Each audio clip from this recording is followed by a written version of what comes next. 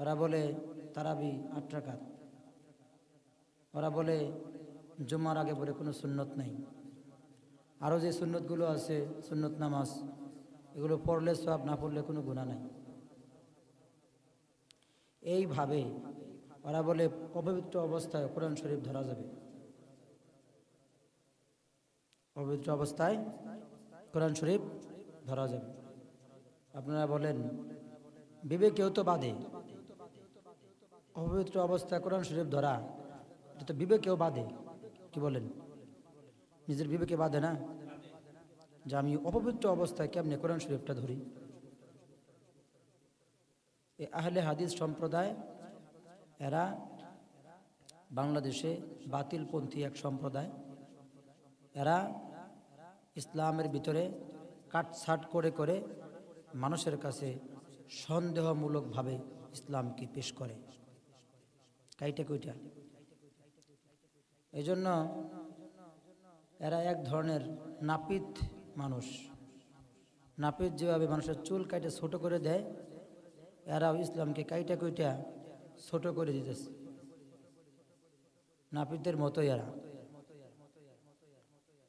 সুন্নত লাগে না, তারাবি লাগে না, দাড়ি লাগে না, নামাজ কাজা হয়ে গেলে সেই কাজা আদায় করতে হয় না, মদের ব্যবসা হালাল, জিনার ব্যবসা হালাল, কোরআন শরীফ ধরুন যাব অপবিত্র অবস্থায়, তারপরে কত কথা, হাত অনুবান্ধকে অনুবান্ধনাকে হাত রফেদান করতে হইব, আমিন জোরে কোন লাগবো, আমিন জোরে কোন লাগবো, আস্তে কোন লাগবো, এটা সবাই জানে। হাত কই বানতে হইব না বানতে হইব এটা সবাই জানে, কিন্তু তোমারটা বালা আরেকজনেরটা বালা না, এটা কইয়া যে একটা সমস্যা সৃষ্টি তারা করেছে।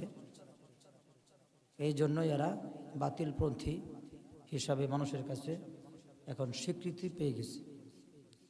তো যত জিনিসকে তারা এনকার করে, অস্বীকার করে, এর মধ্যে আরেকটা হলো শবে বরাত।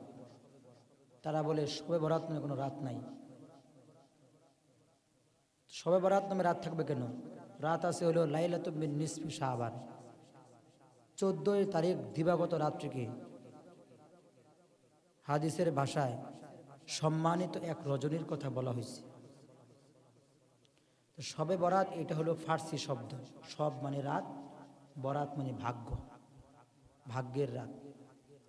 আল্লাহ তাআলা এই শবে বরাতের রাতে মানুষের 1 বছরের সমস্ত কিছু নির্ধারণ করে, কর্ম নির্ধারণ, দায়িত্বরত যে ফেরেশতাগুলো আছে তাদের কাছে এগুলো পৌঁছায়া দেন, দায়িত্ব ভাগ বাটোয়ারা করে দেন, কার কি কাজ, কে কি করবে। আগামী 1 বছরের মধ্যে যারা মারা যাবে আজরাইলের হাতে লিস্ট চলে যায়। 1 বছরের মধ্যে কে কি খাবে, কে কি পড়বে, কে কোথায় যাবে, কে কেমন কাজ করবে, এবং এই দুনিয়ার পরিবেশ পরিস্থিতি কেমন হবে, এইটা প্রত্যেকটা দায়িত্বরত ফেরেশতার কাছে তাদের কাজগুলো বন্টন করে দেওয়া হয়। এমনকি এই রাতে আল্লাহ তাআলা প্রথম আকাশে আসেন এবং মানুষকে বলেন, কে আছো গুনাহগার, আমার কাছে মাফ চাও, আমি তোমার গুনাহ ক্ষমা করে দিব। কে আছো রিজিকের সমস্যা, অভাব অনটনে আছো, আমার কাছে রিজিক চাও, আমি তোমার অভাব অনটন দূর করে দিব। কে আছো অসুস্থ, আমার কাছে সুস্থতার জন্য দোয়া চাও, আমি তোমাকে সুস্থ করে দিব।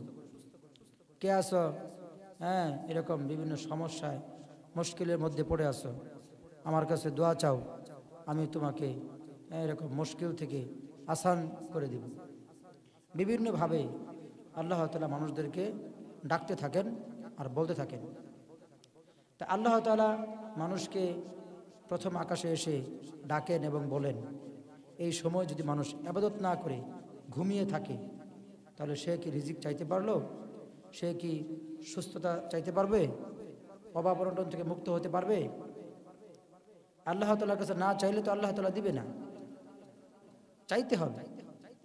আল্লাহর কাছে যদি আমরা চাই তাহলে আল্লাহ তাআলা দিবেন। উদউনি আস্তাজিব লাকুম, কেউ ডাকলে আল্লাহ তার ডাকে সাড়া দেয়।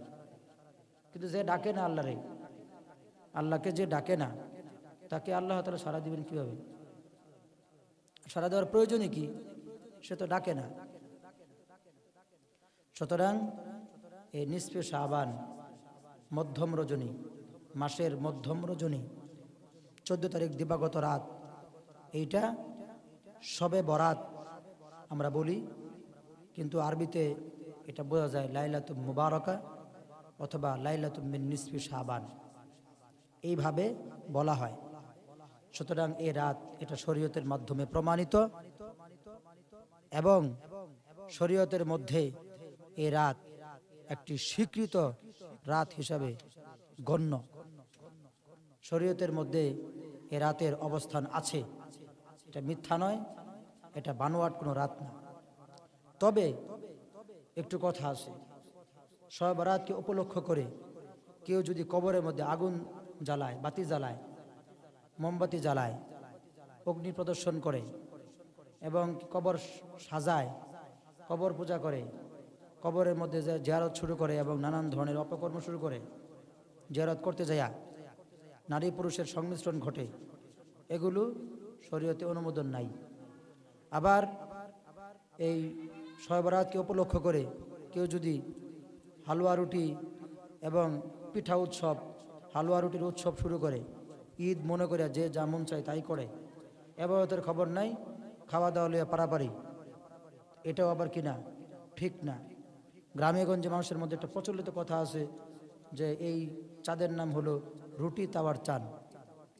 রুটি তাওয়া, এই রুটি তাওয়ার চাঁদ বলতে কোনো চাঁদ নাই, এগুলো মানুষের বানোয়াট কথা।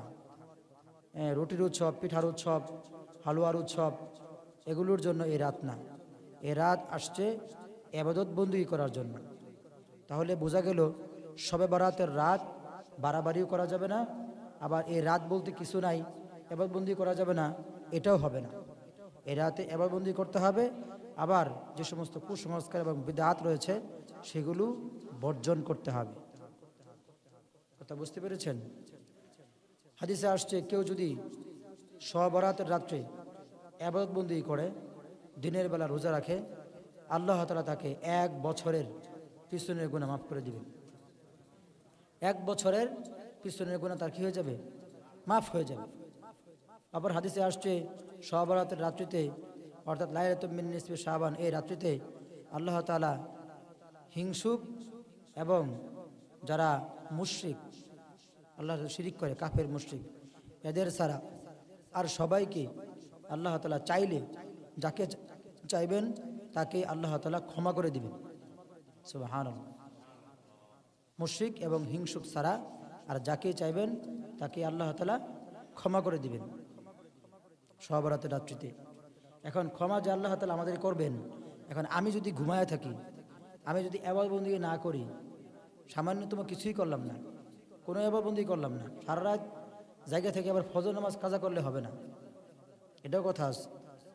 সারা রাত ইবাদত বন্দেগী করলাম, ফজরের সময় ফজর নামাজ না পড়ে ঘুমায় রইলাম, তাহলে এই ইবাদতের কোনো মূল্য নাই। ঠিক আছে? তো ইবাদত বন্দেগী একেবারেই না করে যদি আমি ঘুমায় থাকি, তা আল্লাহ তাআলা তো ওই মাফ ওয়ালাদের কাতারে আমরা নাও ফেলতে পারি। আরেক হাদিসে আসছে আল্লাহ তাআলা এই পৃথিবীর মুসলমানদের মধ্য থেকে 3 ভাগের 1 ভাগ লোককে এই শবে বরাতের রাত্রিতে মাফ করে দিবেন।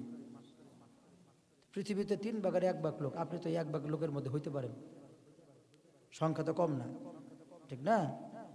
আপনি তো ওই 1 ভাগের লোক হইতে পারেন। আপনি যদি আমল না করেন তাহলে তো আপনি ওই 1 ভাগের মধ্যে ঢুকতে পারবেন না। আর আপনি যদি আমল করেন তাহলে অবশ্যই ওই 1 ভাগের মধ্যে আপনি ঢুকে যেতে পারেন। তো শবে বরাত এটি খুবই গুরুত্বপূর্ণ জিনিস। আম্মা জানা আয়েশা রাদিয়াল্লাহু তাআলা আনহা থেকে বর্ণিত, তিনি বলেন যে একবার রাসূল আকরাম সাল্লাল্লাহু আলাইহি ওয়াসাল্লাম আমার ঘরে ছিলেন, হঠাৎ আমি তাকে বিছানায় দেখতে পাই না। পরে আমি গেলাম যে রাসূল কোথায় গেলেন দেখি, তো তার মনে হয়েছে অন্য কোনো স্ত্রীর ঘরে গেল কিনা। তো সে তালাশ করতে করে দেখে রাসূল জান্নাতুল বাকিতে অবস্থান করতেছে। রাসূলকে বলেন, ইয়া রাসূলুল্লাহ, আপনি এখানে চলে আসছেন, আমি ভাবছি যে আপনি অন্য কোনো স্ত্রীর ঘরে গেছেন। তো রাসূল বলেন যে যদি অন্য কোনো ঘরের স্ত্রীর কাছে আমি যায়া তোমার উপর আমি অবিচার করব না। আজকে হলো এমন একটা রাত, যে রাত হলো লাইলাতুল মিন নিসফি শাবান। এই রাতে আল্লাহ তাআলা কালব গোত্রের যে বকরি আছে, ওই বকরির চেয়েও বকরির শরীরের পশমের চেয়েও অধিক মানুষকে আল্লাহ তাআলা মাফ করে দিবেন। এই হাদিসগুলো মুসনাদ আহমদ আসছে, সহিহ ইবনে হিব্বানে আসছে, এই সমস্ত হাদিসের কিতাবে এই হাদিসগুলো আসছে যে আল্লাহ তাআলা কালো গোত্রের বকরির গায়ের পশমের চেয়েও অধিক মানুষকে আল্লাহ তাআলা মাফ করে দিবেন এই লাইলাতুল মিন নিসফি শাবান, এই রাত্রিতে। তাহলে বোঝা গেল এই রাতের ফজিলত অনেক বেশি, অনেক বেশি। কত বেশি এটার কোনো সীমা রেখা নাই। আল্লাহ পাক রব্বুল আলামিন এই রাতকে সম্মানিত রাত হিসেবে ঘোষণা করেছেন। সুতরাং আমাদের জন্য করণীয় হলো এই রাতের মধ্যে বেশি বেশি ইবাদতবন্দি করা। অনেকেই ইবাদতবন্দি করতে যায় অনেক ধরনের ঘুলায় ফেলে। কেউ সূরা ফাতিহা একবার পড়ে, 3 বার সূরা ইখলাস পড়ে, এইভাবে 10 রাকাত পড়ে। এগুলোর কোনো নিয়ম নাই, এগুলো ভিত্তিহীন কাজ, ভিত্তিহীন কথা। আপনি 2 রাকাত করে অন্য অন্য নফল নামাজের মতো এই নামাজ পড়বেন। নিয়ত করবেন নফলের, 2 রাকাত নফল নামাজ আদায় করতেছে, 2 রাকাত করে পড়বেন। সূরা ফাতিহা পড়বেন, প্রথম রাকাতে 1 সূরা পড়লেন, দ্বিতীয় রাকাতে আরেক সূরা পড়বেন। এইভাবে আপনি 10 রাকাত হোক, 20 রাকাত হোক, 30 রাকাত হোক, যত ইচ্ছা আপনি পড়তে পারেন, সমস্যা নেই। নফলের নিয়তে আপনি নামাজ পড়তে ভালো লাগতেছে না, তো আপনি কোরআন শরীফ তেলাওয়াত করেন। কোরআন শরীফ তেলাওয়াত করছেন কতক্ষণ, তো ঠিক আছে, এবার তাসবিহ তাহলিল পড়েন, জিকির আজগার করেন, সুবহানাল্লাহ, আলহামদুলিল্লাহ, লা ইলাহা ইল্লাল্লাহ, আল্লাহু আকবার, এগুলো আমল করেন। সালাতুত তাসবিহের নামাজ পড়েন, গুরুত্বপূর্ণ একটা নামাজ। হাদিসে আসছে কেউ যদি সালাতুত নামাজ পড়ে তার 10 প্রকার গুনাহ মাফ করে দেন আল্লাহ তাআলা। এই নামাজ পড়েন, আজকে রাতে এই নামাজ পড়েন। তো এই সূরা ফাতিহা একবার, 3 বার সূরা ইখলাস প্রত্যেক রাকাতে, এইভাবে নামাজ পড়ার কোনো কথা শরীয়তে নাই। এগুলো মানুষের মন গড়া বাড়ানো কথা, মন গড়া বাড়ানোর কথা, এইভাবে না। আবার অনেক সময় নিয়ত আমরা বলি যে হুজুর সব রাতের নামাজের নিয়ত করে দেন। সব রাতের নামাজই নাই, নির্দিষ্ট কোনো কি নাই, নামাজ নাই। আপনি আমল করবেন এটা বলা হয়েছে। সে আমল নামাজও হতে পারে, জিকির আজগারও হতে পারে, কোরআন তেলাওয়াত হতে পারে, দান খয়রাত হতে পারে, যে কোনো আমল হতে পারে। নির্দিষ্টভাবে শবে বরাত উপলক্ষে নামাজের নিয়ত করা এটা ঠিক হবে না। নফলের নিয়ত করবেন, আমি 2 রাকাত নফল নামাজ পড়তেছি, আমি 2 রাকাত নফল নামাজ পড়তেছি। শবে বরাতের নামাজ এরকম কোনো নামাজ নাই, শবে বরাতের নামাজ আমি শবে বরাতের নামাজ পড়ে এসেছি, এরকম নাই। শরীয়তের পক্ষ থেকে শবে বরাত উপলক্ষে বা শবে বরাতের নামে নির্দিষ্ট করে কোনো নামাজ নেই। আমলের কথা বলা হয়েছে, আমলের কথা। আবার নিজের জানের উপরে একবারে কঠিন করে দিয়ে সারা রাত ইবাদতবন্দি করে ফজর নামাজ না পড়া, এটাও ঠিক হবে না। যেটুকু আপনার শরীরে কোলায়, সাধ্যে আপনার কোলায়, আপনি সেইটুকু ইবাদতবন্দি করবেন। যেহেতু এই রাতের ফজিলত অনেক অনেক অনেক গুণ বেশি। কান্নাকাটি করবেন, দোয়া করবেন, আল্লাহর কাছে যেন 1 বছরের হালাল রিজিকের ব্যবস্থা আল্লাহ তাআলা আপনাকে করে দেয়, আপনি সেই জন্য দোয়া করবেন, আমল করবেন, আল্লাহর কাছে মাগফিরাত চাইবেন।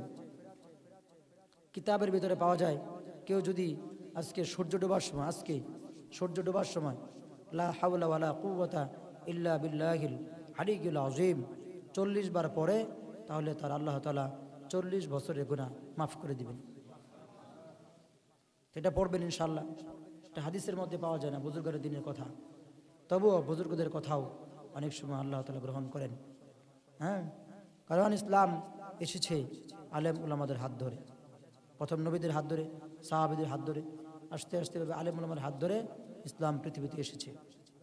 তা আপনি যদি জরুরি মনে না করে আপনি পড়লেন, হয়তো বা আল্লাহ তাআলা আপনাকে এই উসিলায় মাফ করে দিতে পারেন।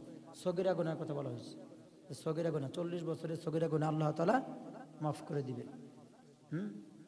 এইভাবে আপনি যদি শবে বরাতকে পালন করেন বা আমল করেন, তাহলে এই শবে বরাত হয়ে যাবে আপনার জন্য পুণ্যময় বরকতময় এক রজনী। আর যদি খাওয়া দাওয়া, লম্ফ ঝম্প, এরকম মোমবাতি জ্বালানো, নানান কাহিনী করা, তাহলে এই রাতের ফজিলত আপনি আর পাবেন না। এই জন্য আল্লাহ তাআলা আমাদেরকে শবে বরাত উপলক্ষে যে বাড়াবাড়িগুলো আছে সেগুলো সারার তৌফিক দান করুক, এবং যে সারাসারিগুলো আছে, মানে আমরা কেউ অনেকে আছি শবে বরাত নামে কোনো রাতই নাই এই কথা বলি, এই সারাসারি যেগুলো আছে এগুলো থেকে আল্লাহ তাআলা হেফাজত করুক। শবে বরাত বাড়াবাড়িও নাই, সারাসারিও নাই, সুন্দরভাবে ইবাদতের মাধ্যমে কেটে যাওয়া বা কাটিয়ে দেওয়া এক রজনীর নাম হলো লাইলাতুল মিন নিসফে শাবান বা লাইলাতুল মুবারাকা, উত্তম রজনী, হ্যাঁ উত্তম রাত। এই উত্তম রাতে বেশির থেকে বেশি ইবাদত বন্দেগী আমরা কিভাবে করতে পারি, সেই জন্য আমরা সকলেই চেষ্টা করব, প্রচেষ্টা করব তো ইনশাআল্লাহ। আল্লাহ তাআলা আমাদের সকলকে